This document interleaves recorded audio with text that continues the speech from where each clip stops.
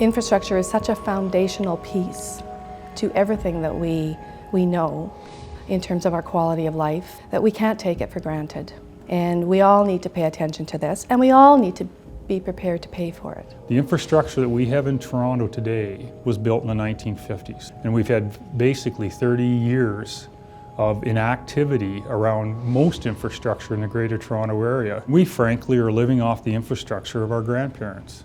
Infrastructure is such a big portion of our economy and keeps so many people working and healthy. What are we investing in? We're investing in our future. We're investing in our kids and their health. The ability to live and work in this region affordably is at stake. Infrastructure is used by everyone in the city. It is used by everyone in the city every single day. I like to define infrastructure as the arteries of our community. It includes our water lines for domestic use, drinking, bathing, cooking. Everything from transit to sewage services to hydro. Without the infrastructure, our society will not function. When we go turn that tap on and no water comes out, or we turn the light switch on and there's no light, and utter chaos quickly consumes our communities. You really don't know it's there until it's not. And you see that throughout Ontario, whether it be the days when the hydro went out, or when the Bayview extension is flooded in Toronto, or when you can't get from Mississauga to downtown Toronto for a meeting. We see on the news every day water main breaks and sinkholes coming up. The world is changing. We're seeing climate change effects like extreme weather events. We're seeing major demographic changes, and all of those things mean we can't just do what we've done before.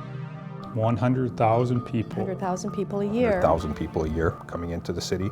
That's 1 million people a decade. With about 50,000 jobs that come with that, making sure that we have the infrastructure to support and service all of those needs is critical. Don't take it for granted. I think as a fundamental principle, the cost of infrastructure that lasts a long time should be shared across its useful life. Everybody's using it. Everybody should pay for what they use. Why does it cost so much to buy a home in York Region or Peel or Durham or Hull? The reason is that those people coming in are basically paying for all the new infrastructure that's being built. It's not fair then for a homeowner on their 25-year mortgage to pay for water and wastewater servicing that has a life cycle of 100 years. Without the proper investment in infrastructure, it will crumble. Good infrastructure decisions will serve us for decades, and bad infrastructure decisions will burden us for a generation.